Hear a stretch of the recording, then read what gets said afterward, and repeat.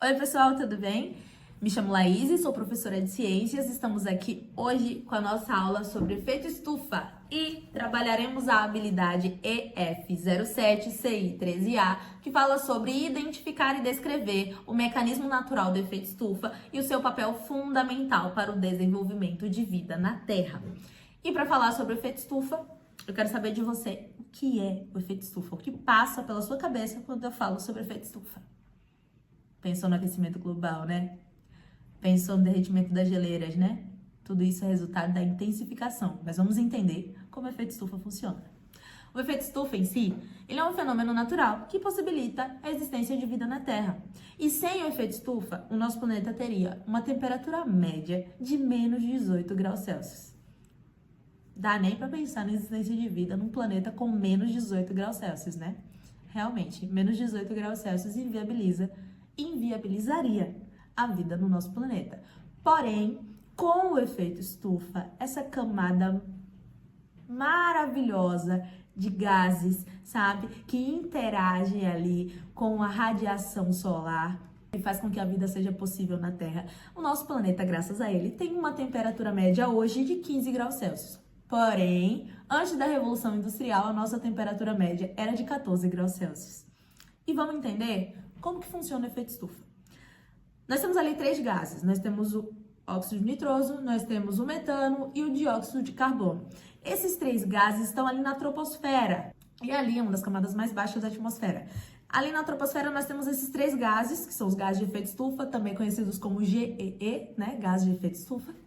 Eles estão ali bem bonitinhos, recebendo, né, toda a radiação solar que vem para a nossa Terra. E quando a radiação solar chega na nossa atmosfera terrestre, ela é transformada em radiação infravermelha, ou seja, calor, que é o que faz com que o nosso planeta tenha esse cobertorzinho, essa temperaturazinha amena. Mas por que essa temperatura ela é mantida?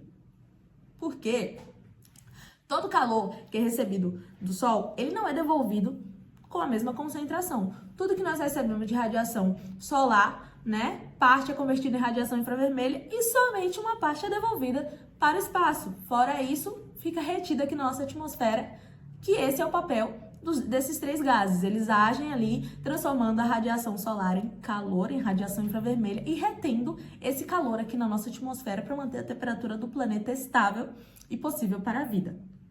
Porém, o que está acontecendo? Desde a Revolução Industrial, nós tivemos assim um boom das indústrias, né? A utilização da queima de combustíveis fósseis para a produção industrial. Nós tivemos também, nesse processo de industrialização, o aumento da produção agrícola, o aumento da produção de gado, e todos esses fatores contribuíram para o aumento dos gases de efeito estufa, o aumento da concentração desses gases. Aí pensem comigo, vamos lá. Se eu preciso produzir gado, e o gado bovino, o pum do gado libera metano, que é um dos três gases de efeito estufa. Quanto maior a produção de gado, quanto maior a produção de pum que for saindo do gado, né, vai ser liberado diretamente para a atmosfera. E ali nós temos o aumento da concentração de metano. Outro fator, o aumento da quantidade de aterros sanitários. Quanto mais lixo é produzido, um dos fatores de descarte de lixo é aterro sanitário. Mas aterro nós precisaremos, né, para descartar esse lixo. Então, mais metano ali, ó, sendo liberado dos aterros.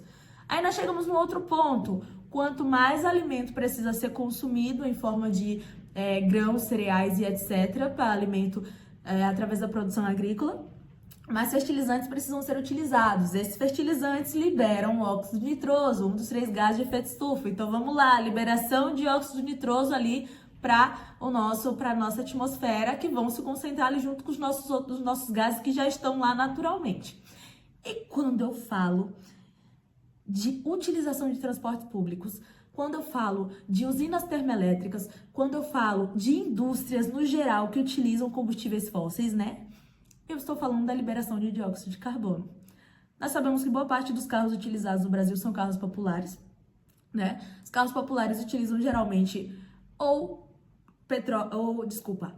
gasolina ou etanol como combustível, e boa parte dos carros prevalece o uso da gasolina, ou seja, mais um combustível fóssil. Quando eu falo de termoelétricas, é o uso de combustível fóssil, também porque nós sabemos que os três combustíveis fósseis são petróleo, carvão mineral e gás natural, que são utilizados em inúmeros fatores industriais e também de locomoção do nosso dia a dia. Então, aí eu tenho a liberação dos 3 gases de efeito estufa, citei apenas alguns dos fatores, né, que liberam esses gases, e são muito utilizados no nosso dia a dia, tanto de forma direta quanto de forma indireta. Então, com o aumento da população mundial, com o aumento da necessidade de alimentação, óbvio, né, e com a necessidade de locomoção das pessoas, nós temos aí a liberação constante e frequente de gases de efeito estufa.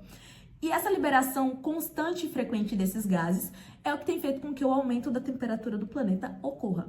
Nós temos aí o aumento da temperatura do planeta com o aumento da concentração desses gases, e esse aumento da temperatura leva à intensificação dos gases de efeito estufa, que em sua consequência nós temos as mudanças climáticas, nós temos o aumento do nível do mar, o derretimento das calotas polares, e nós temos algumas catástrofes que já estão acontecendo há um bom tempo, como consequência de tudo isso. Nós temos como exemplo muito recente o que aconteceu no Rio Grande do Sul, né? Que é um exemplo de um fator de consequência de intensificação de efeito estufa.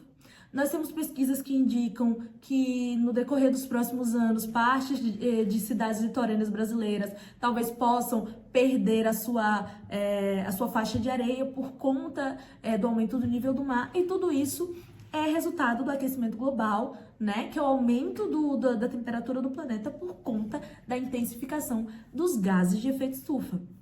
E aí, na próxima aula, nós poderemos estudar e trabalhar como nós podemos reduzir essa emissão desses gases aí para melhorar a qualidade de vida no nosso planeta e aumentar a possibilidade, né, de vida no nosso planeta. Até a próxima aula, tchau!